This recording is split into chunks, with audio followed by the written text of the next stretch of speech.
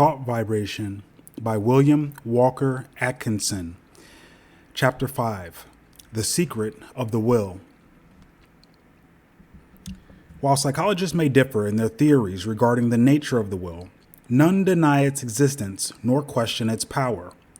All persons recognize the power of strong will. All see how it may be used to overcome the greatest obstacles. But few realize that the will may be developed and strengthened by intelligent practice. They feel that they could accomplish wonders if they had a strong will, but instead of attempting to develop it, they content themselves with vain regrets. They sigh, but do nothing.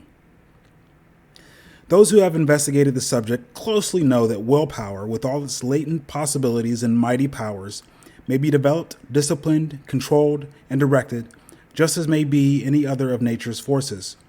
It does not matter what theory you may entertain about the nature of the will, you will obtain the results if you practice intelligently. Personally, I have a somewhat odd theory about the will.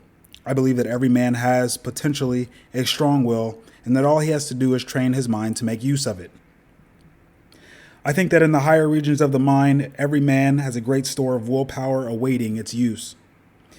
The will current is running along the psychic wires, and all that is necessary to do is to raise the mental trolley pole and bring down the power for your use.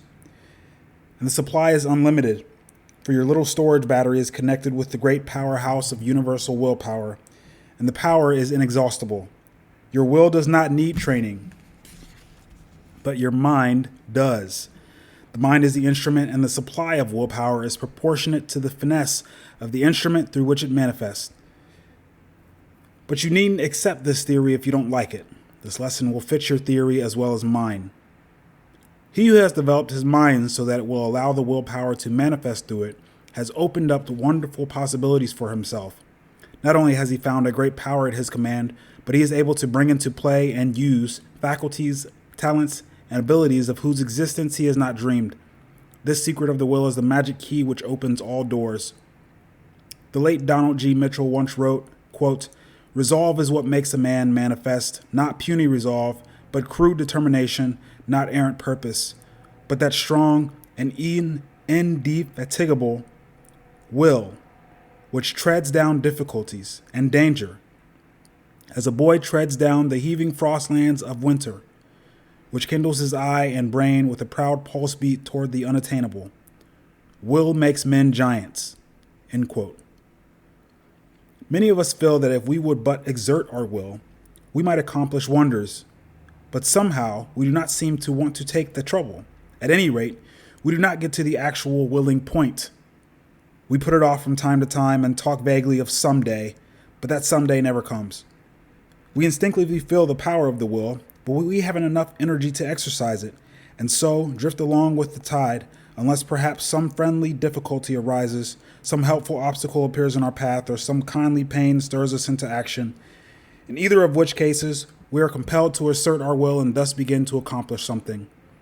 The trouble with us is that we do not want to think enough to make us exert our willpower. We don't want to hard enough. We are mentally lazy and of weak desire.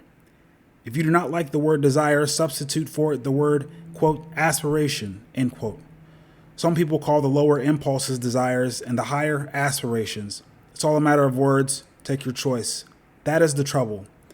Let a man be in danger of losing his life. Let a woman be in danger of losing a great love, and you will witness a startling exhibition of willpower from an unexpected source. Let a woman's child be threatened with danger, and she will manifest a degree of courage and will that sweeps all before it. And yet the same women will quail before a domineering husband and will lack the will to perform a simple task.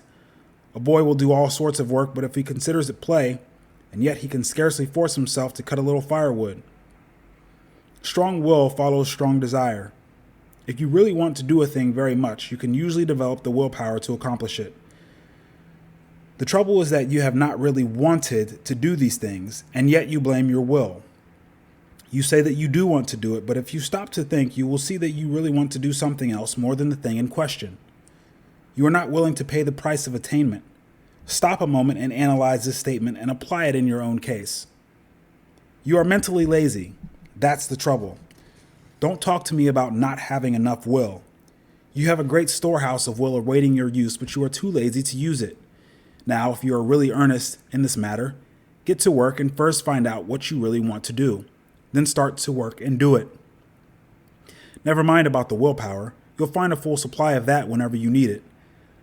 The thing to do is to get to the point where you will resolve to do. That's the real test, the resolving.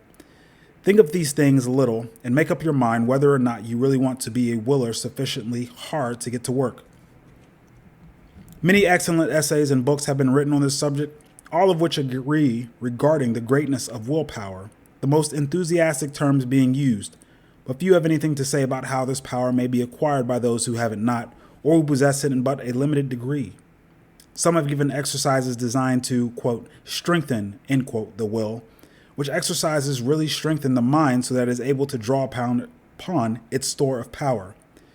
But they have generally overlooked the fact that in an autosuggestion is to be found the secret of the development of the mind so that it may become the efficient instrument of the will.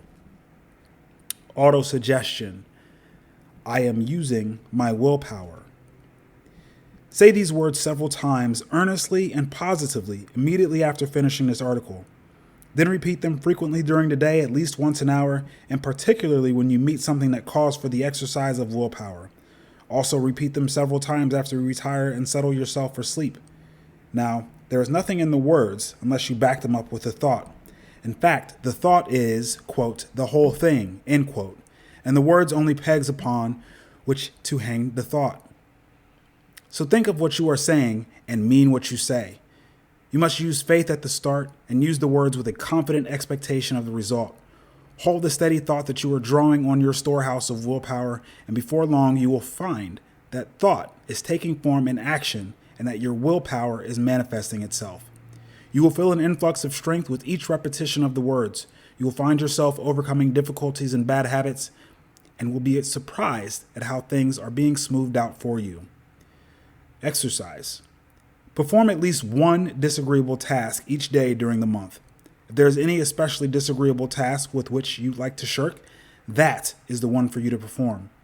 This is not given to you in order to make you self-sacrificing or meek or anything of that sort. It is given you to exercise your will. Anyone can do a pleasant thing cheerfully, but it takes will to do the unpleasant thing cheerfully, and that is how you must do the work. It will prove a most valuable discipline to you. Try it for a month and you will see where, quote, it comes in, end quote. If you shirk this exercise, you had better stop right here and acknowledge that you do not want willpower and are content to stay where you are and remain a weakling. End of chapter 5. Thought vibration.